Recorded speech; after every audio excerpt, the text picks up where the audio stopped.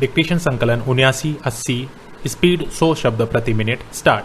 सभापति जी, मैं आपके माध्यम से मंत्री जी से ओला प्रभावित क्षेत्र के बारे में पूछना चाहता हूँ। स्टॉप। अभी मंत्री जी ने अपने उत्तर में बताया कि शिकायत की जांच की गई, बहुत से प्रभावितों को अपात्र बताया गया है। स्टॉप।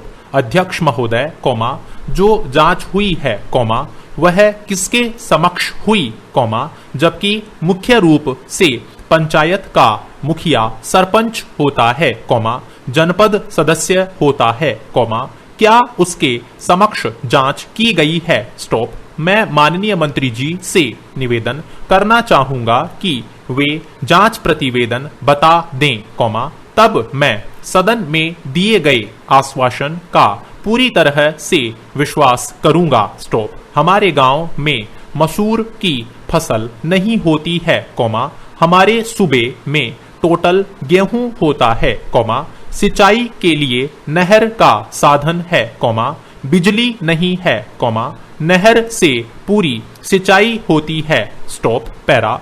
अध्यक्ष महोदय, हमने 3,96,00,000 रुपया पीड़ित ओला प्रभावितों को बांट दिया है और इसका संयुक्त सर्वे तहसीलदार और कृषि विस्तार अधिकारी करते हैं, सर्वे के आधार पर हम राहत राशि वितरित करते हैं। स्टॉप।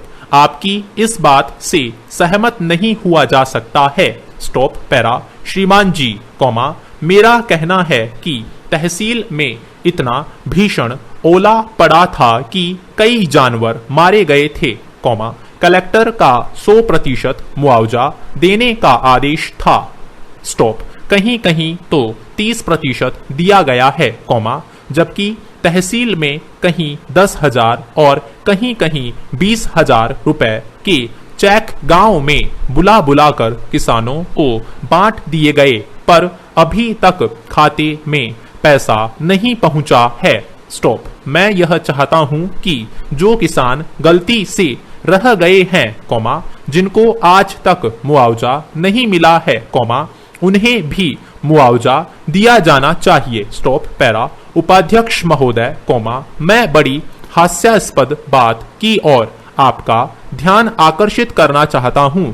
वह यह है कि जिस किसान की फसल ओले गिरने के पहले ही कट चुकी थी, खेत पूरी तरह से खाली पड़ा था, मुआवजा राशि उसको दे दी, इस राशि का जो वास्तविक हकदार नहीं था। स्टॉप। दूसरी तरफ वह किसान है जिसके गेहूं की फसल का ओला पड़ने के कारण अंट संट तरीके से नुकसान हो गया था और मुआवजा पाने की पात्रता रखता था, उसको मुआवजा नहीं दिया गया। स्टॉप। पैरा। अध्यक्ष महोदय, मैं आपके माध्यम से, मंत्री जी से यह प्रार्थना करता हूं कि एक किसान पात्र था, वह छूट गया है, उसको मुआवजा नहीं मिला। स्टॉप। जिसको मुआवजा मिला उसके खेत में खेत लगा हुआ है, परंतु जिसका नुकसान हुआ उसको मुआवजा नहीं मिला। स्टॉप। एक के खेत में ओला पड़ गया, दूसरे के खेत में नहीं पड़ा। स्टॉप। यह किस प्रकार का न्याय है। स्टॉप।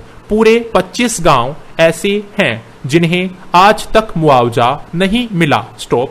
जब आप उपस्थित होकर अपने समक्ष में जांच करेंगे, तब आपको असलियत का पता चलेगा। स्टॉप। मैं आपकी शुद्ध भावना को समझता हूं, इसीलिए मैं पूर्ण रूप से आपका सम्मान करता हूं। स्टॉप। पैरा।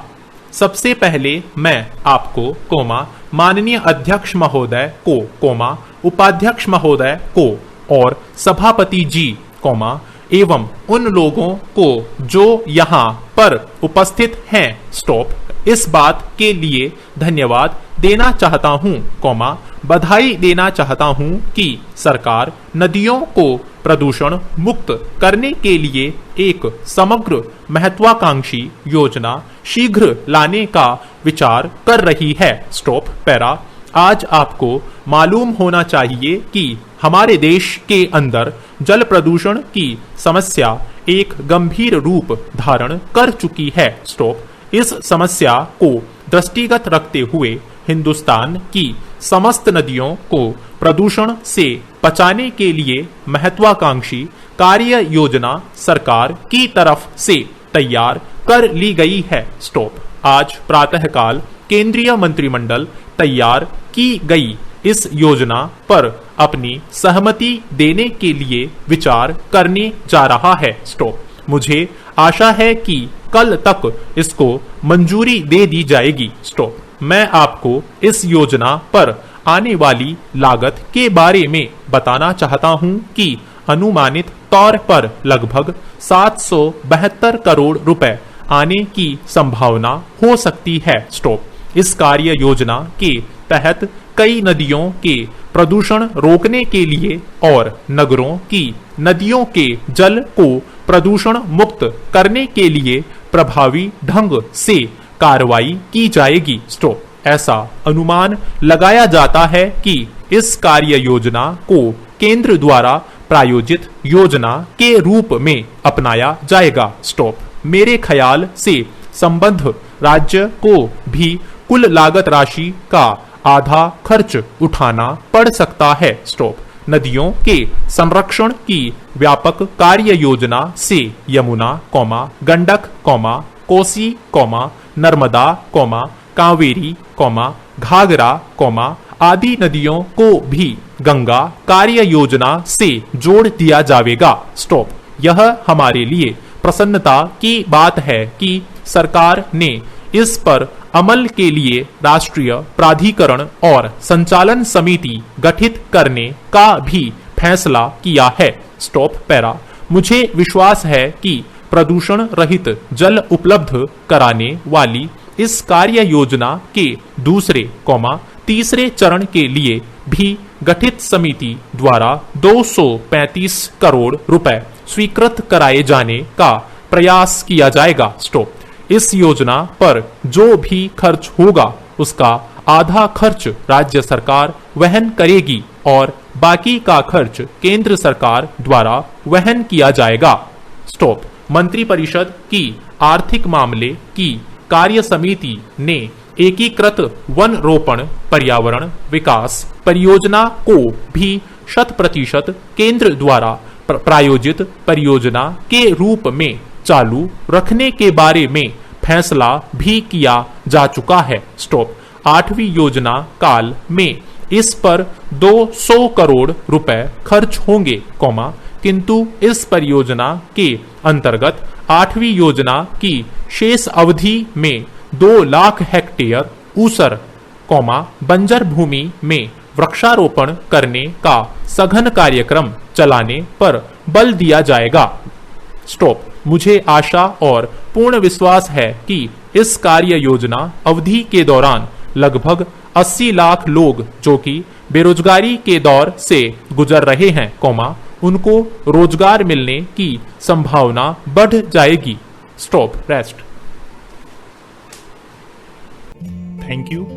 साथियों, इस चैनल को सब्सक्राइब करें और बेल आइकन को प्रेस करें ताकि लेटेस्ट वीडियो की जानकारी आपको मिलती रहे। गति बढ़ाने के लिए नियमित अभ्यास करें। इस चैनल पर 80, 100, 120, 140 और 160 शब्द प्रति मिनट की गति से डिक्टेशन उपलब्ध हैं, जिनका आप स्वयं भी लाभ लें और अपने मित्रों को भी शेयर करना न भूलें। डिक्टेशन अच्छा और बुरा लगा तो लाइक और डिसलाइक अवश्य करें। कोई सुझाव या प्रश्न हो तो कमेंट बॉक्स में लिखें।